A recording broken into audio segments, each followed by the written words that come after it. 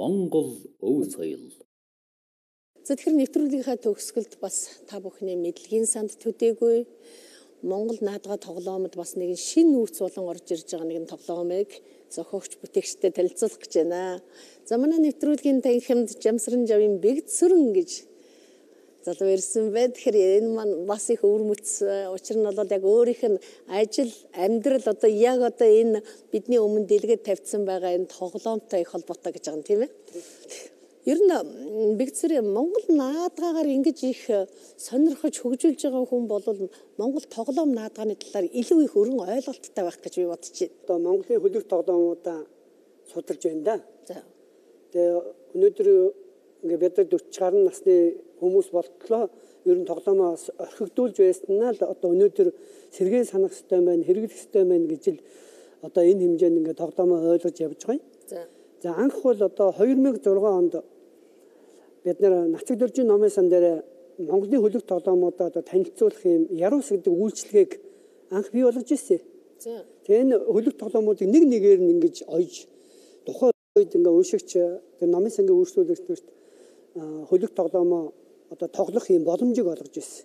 Тэгээ учир нь юу гэхээр энэ Намжил Дөрж гэж энэ их агуу хүний 1966 онд хэвлүүлсэн Монголын хөлөг тоглоом гэдэг энэ номтой л одоо их холбоотой энэ бүх юм. Энэ 66 онд одоо 2 бот ном хэвлүүлсэн байгаа. Одоо Монголын уламжилт 100 гаруй тоглоомыг олж цуглуулад дээр нь тухайн үеийн социализмын агуулгатай одоо шинэ бүтээл оновчтой санал гэж тэр үеийг зохион байгуулж тийм ээ уралдааныг зохион байгуулж монголчууд даяараа ийм тоглоом зохиодог байж. Тэгээ тэр зохиосон тоглоомудаас одоо шилдэгүүдийн төвөрлсөн ийм 2 бот номыг би 2006 онд нацаг дөржийн номоос нь ажиллаж байхдаа одоо олж мэдэж тэгээд үүний энэ дэд дэвтэр болон тэргүүн дэвтрийг одоо хувийн цуглуулгатаас оруулж ирээд тэгээ улам өнөөдөр ингээд боловсрол энэ тоглоом болгоноо мэдэж явсаар байгаад бид нар энэ 9 даваа тоглоомын богц гэдэг энэ бүтээлийг бий болгож байгаа юм л да. Өөрөөр хэлбэл одоо энэ ном бол таны одоо өнөөдрийн хүсэл мөрөөдөл хийж тэмүүлж байгаа зүйлийг бол одоо олж өгсөн байж тээ. Тий. Тэгэхээр энэ тогтсон тоглоомнууд ингээ харахад бол энэ өрг дээр 9 тоглоом байгаа юм байна. 9 хөлөг байгаа. Яг үнэ. Энэ бол харахад бол бас нэг нэгээр нь харах юм бол бас зарим бидний мэддэг тоглоом байх шиг. За энэ бол ийм учиртай. Тэгэхээр 9 даваа тоглоомын богц гэдгийг манай энэ бүтээлч монголчуудын нэгдэл гэж залуучууд байгаа юм. Одоо Creative Mongolia гэдэг нэрээр одоо Facebook дээр байдаг. Тэгээ энэ залуучууд зураач нар байна. За Монгол өв соёлоо дээдэлж хэрэглэхийг хичээдэг залуучууд маань ингээд даавуугаарч тэр ясаарч тэр ингээд тоглоом наадам хийж байна л да. Төмөр уцаар хүртэл. Тэр дундаа үгүй энэ Бэгдсүрэн ахаа одоо мөнгөн соён бэгчээ та бүхэн нэг юм тоглоомын богц хийгээд өгөөч гэдэг ийм анх санаа гарсан. Гэхдээ ингээд хүүхдүүд тоглоомоо ингээд хурдтай ингээд хөнчдөг баймаар байна гэд. Тэгэхээр бид нэр эхлээд нэг ийм уяагийн даттгаар хийж үтсэ. Энэ бол хөлөг тоглоомын маань одоо анх одоо үүсэн санаа нь ингээд тоглоомоо ингээд нэг хурааж өвтөг ийм амархан богц хийгээд өгөөч гэд. Тэгээ энэ хоёр үзүүрээс нь ингээд татаад дотор нь ингээд тоглоомуудаа хийгээд ингээд татахаар энэ маань ийм богц болж байгаа юм л да санаа нь бол. Ингээд ууц сав болж байгаа. Тэгээ энийг ингээд ууц саваа энэ дотор нь ингээд тоглоом нь ингээд байж идэг. Энийг ингээд анхны эхлээд энэ санаанаас эхлэхээр тэгвэл энэ чинь одоо богцсон дотор чи юу аах вэ гэхээр үгүй ер нь нөгөө бидний дангаар нь ойдог хөлөг тоглоомууд маань энд ингээд нэгдмэл маягаар байг. Нэг тал дээр нь 9 хөлөг, нөгөө тал дээр нь болохоор нөгөө бидний одоо цагаан сараар тоглодог алаг мэлхий маань ингээд жирэтл ингээд байж явах тийм ээ. Нөгөө талд нь алаг мэлхийтэй ийм хөвлөрийг бид нар одоо бүтээгээд ямар нэр өхөө энэ бүтээлдээ гэж бод. За ер нь одоо монголчууд 9 давсан хүнийг л авраг гэдэг юм чинь оюуны энэ тоглоомынхоо одоо соёлд ингээ 9 давсан ийм 9 хөлгийг би багтаая гэд. Тэгээд нэгдүгээр даваавал тэр нэг хүний тоглодог тоглоом. Энэ 5 хошуунаас хэлбэртэй. Тэгээ энэ чүү чамаа гэдэг нэртэй тоглоом л доо. Чүү чамаа. Тий, чүү чамаа нэг юмыг нэг арай гэж нэг гэж тэр санаа байгаа. Тэгээ хоёрдугаар даваа энэ тоо гэдэг тоглоом. Гуравдугаар даваа нь үүд гэдэг тоглоом, хоёр хүний тоглоомод. За дөрөвдүгээр даваанаас эхлээд ингээ энэ 3 хүн тоглодог тоглоом олон санаа гээд. За ингээд энэ дунд 4-өөс дээш хүн тоглодог энэ пач гэдэг тоглоом багтсан ч гэдэг юм уу. Ингээд бид нэр энд ямар одоо хөлөг тоглоомуудыг шингээх үү те 9 даваанда. Тэгэхээр өөрөөр хэлбэл 1-р давааг давж, 2-р давааг давна, 3 дахь сурна гэх маягаар ингээ 9 даваагаа тоглож сурах энэ хэмжээнд ийм аргачлал бүтээгээд за мөн дээр нь энэ хөлгийн хэлбэр төрсүүдийг бид нар их онцолсон байгаа. Жишээлбэл одоо тулаг гэдэг тоглоом бол яа гарахгүй тулаг. Үхрийн эвэр гэдэг тоглоом бол яа гарахгүй одоо эвэр байна. Үхрийн эвэр хэлбэртэй дээр нь нөгөө тугал үнэ хоёрын хооронд нь нийлүүлэхгүй тулд хоёр морьтой өгөхөд ингээд туглаа хөөж тэр бэлчээрт нь гаргадаг утгатай тоглоом.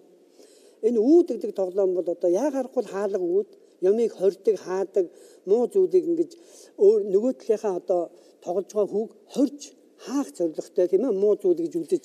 Аха. Энд тэгэхээр их өрөөс тоглоомнууд орсон юм байна. Энд яагаад заавал ийм тоглоомнуудыг сонгож авч ийн богцонд хийсэн юм бэ?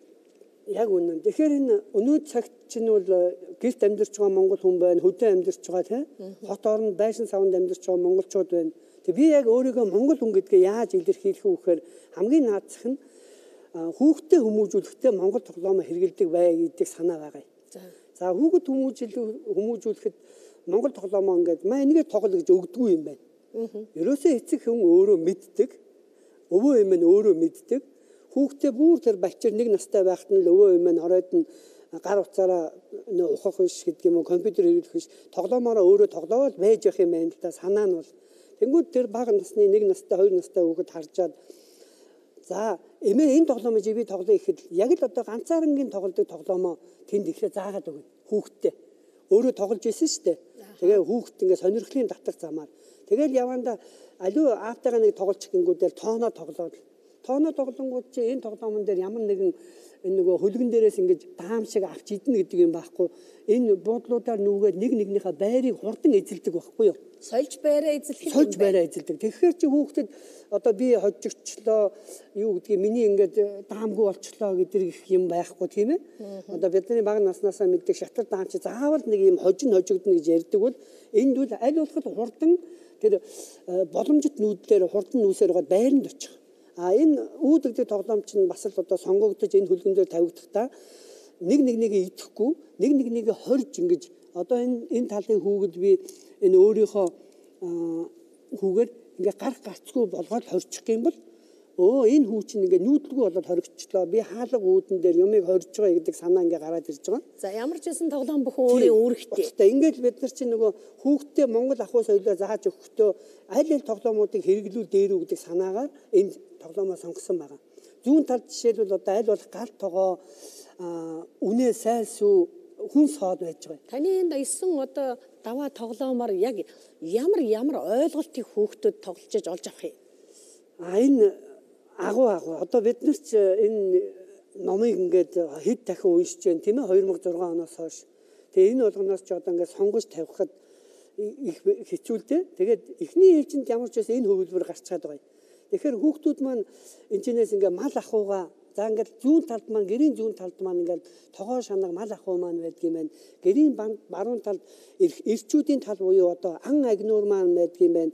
Нөгөө шатар даам тэр оюун ухааныг сорж хөгжүүлдэг юм маань олон санаагаа уралдуулж 3 хүн тоглож те би чийшээ чи чийшээ гэдэг ингээд хүмүүс ингээд миний юм чиний юм гэж ингэж маргалдах хэрэггүй харин ч энэ олон санаа гэдэг тоглоомоо ашиглаж нөө багтаа тоглосон хүн бол юм бол ийм л байдаг шүү дээ гэдэг санаа гараад ирж байгаа. Байршлын одоо ойлголт авч байгаа юм. Тий заавал миний юм чиний юм гэх хэрэггүй юм байна. Би харин ч энэ ачааг ингэж одоо энэ бол юу яадаг тоглоом л да голд ингэж нэг ачаа тавиад тэмээтэй ачаа тавиад энэ ачаагаа 3 шагаагаа өрхөхдөө ямар байрлалаар бууснаас хамаарат өөрийнхөө тал руу гэрлүү ингэж зөөх гээд байдаг.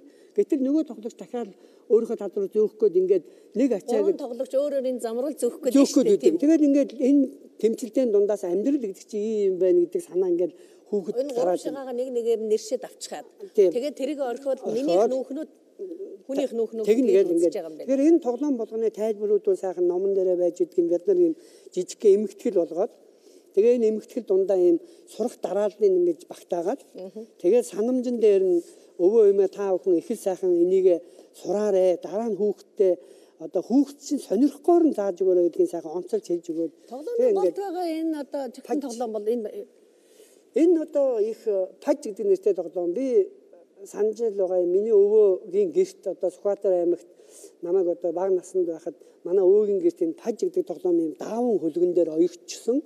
Тэгээд нэг юм хүүхдийн дээлний ард ингээд зүүдэг нэг юм паж гэдэг нэг шилгээд нэг юм байдаг да цагаан. Тэр тийм ийм ингээд тэрийг шидэж тоглодог ийм хэлбэрээр ингээд байж байсан.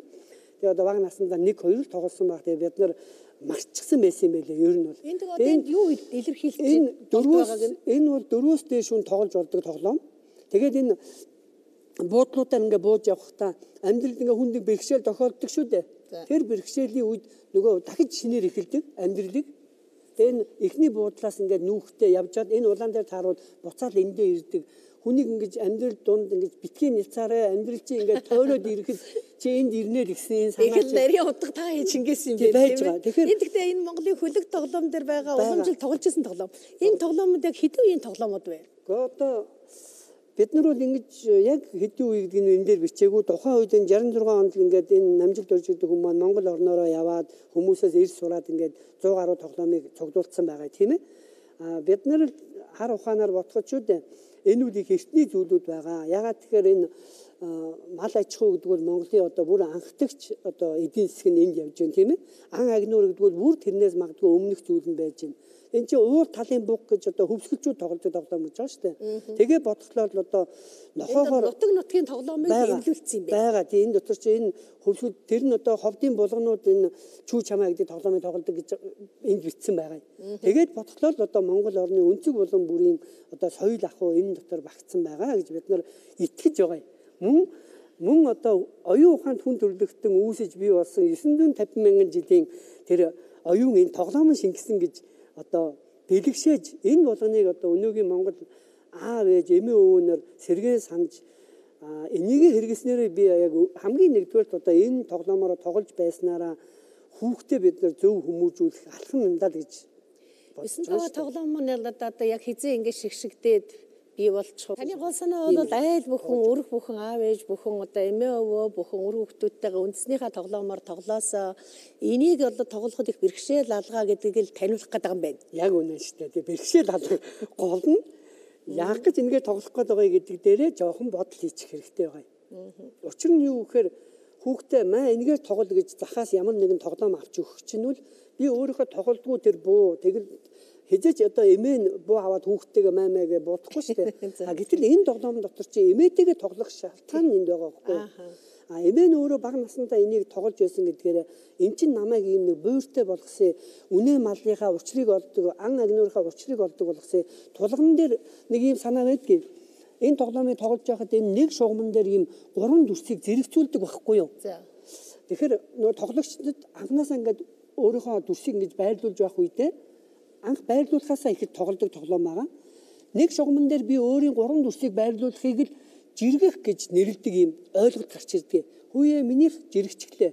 Би хүч орчлоо тийм учраас таны хүүг би хөлгнөөсөө гаргалаа гэж авлаа гэж.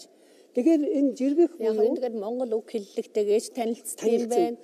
Бас бодож сэтгэх тийм мэдээж Монголын хөлөг тоглоом бол энэ талаар асар гайхамшигтай оюуны тоглоом тийм ээ.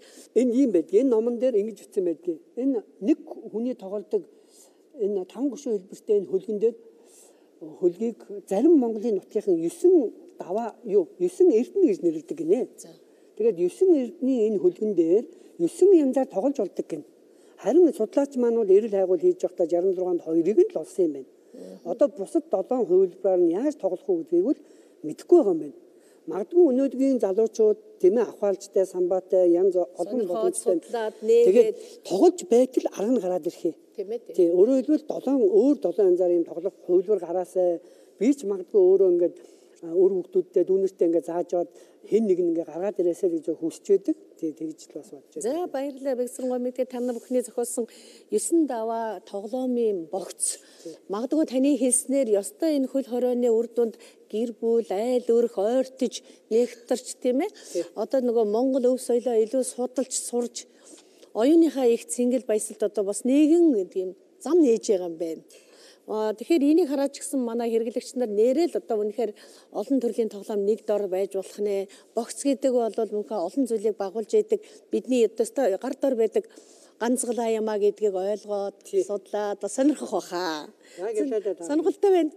Тэгээ энэ бүхний санаж сэдэж ингэж хийж энийгээ танилцуулж байгаа танд баярлалаа. Тэгээ Монголын хөлөг тоглоом оюуны их ундраг болж одоо үр хойчид маань үнэхээр одоо бодож санах сэтгэх үр өгөөж өгөхөлт бай тийм ээ. Тоглосон хүнд үр өгөөжийг хүртэнэ гэдгийг би бүр сайхан хэлмээр байна тийм. Тийм. За баярлалаа. Яг ялаад. Өнөөдрийн нэвтрүүлэг маань үнэхээр олон хүмүүсийн оюуны бүтээлүүдийг та бүхэндээ танилцуулсан. Магадгүй та бүхэнд бас санаж сэдэх тийм нэгэн ойлголтыг өгсөн нэвтрүүлэг болсон байхаа гэж бодож байна. Өв соёл гэдэг бол юу юм бэ гэхээр зөвхөн бахархаад, хараад, тэрнийг сонсоод сураад байх зүйл биш. Өөрөө хөгжүүлэх, хэрэглэх, тоглох, өшөө шинжлэх зүйл байдгиймаа гэдгийг өнөөдрийн маань оролцогчид илүү их та бүхэндээ хүргэлээ. Ингээд нэвтрүүлгийнхаа шин дугаараар уулзтлаа. Баяртай ирэх үзэгчтэй.